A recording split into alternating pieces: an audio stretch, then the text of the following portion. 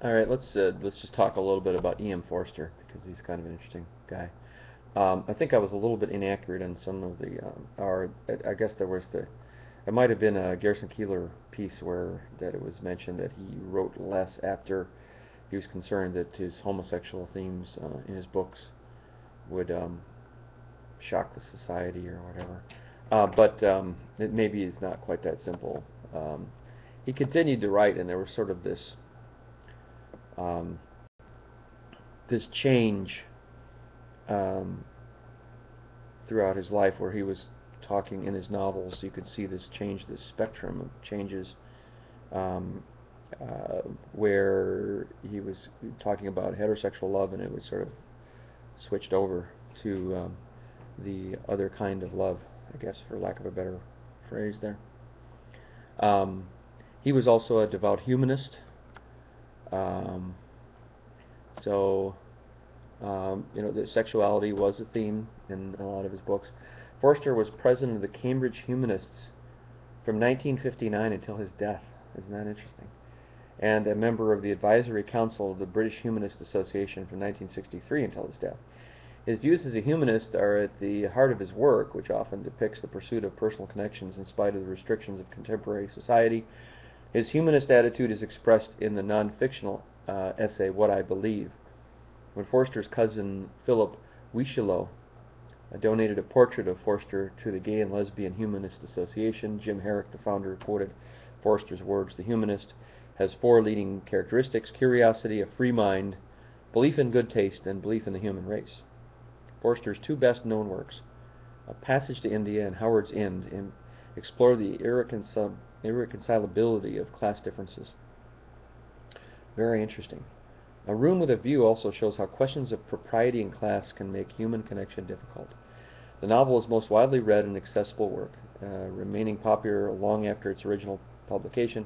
His posthumous novel Maurice explores the possibility of class reconciliation as one facet of a homosexual relationship. Sexuality is another key theme in Forster's works. Some critics have argued that a general shift from heterosexual to homosexual love can be observed through the course of his writing career. The foreword to Maurice describes his struggle with homosexuality, while he explored similar issues in several volumes of short stories. Now, Forster's explicitly homosexual writings, novel Maurice, and the short story collection The Life to Come were published shortly after his death. So he wasn't alive to see the reaction to them. Forster is noted for his use of symbolism as a technique in his novels, and he has been criticized for his attachment to mysticism. One example of his symbolism is the wych elm in the wych elm tree in Howard's End. The characters of Mrs. Wilcox in that novel and Mrs. Moore in A Passage to India have a mystical link with the past and striking ability to connect with people from beyond their own circles. So this mystical aspect of E.M. Forster is kind of interesting. Forster had 5 novels published in his lifetime, only 5, so obviously he could have been more prolific, obviously, right?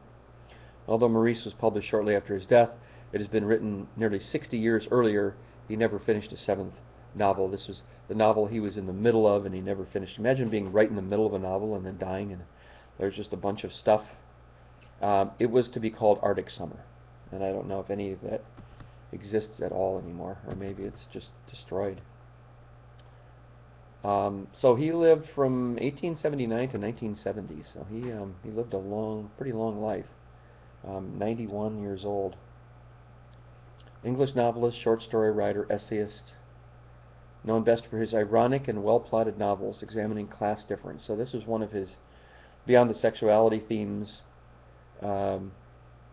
Well, I guess there's pretty much 3 themes. There was a sexuality, there's a class difference, and there was his humanistic impulse toward understanding and empathy and sympathy.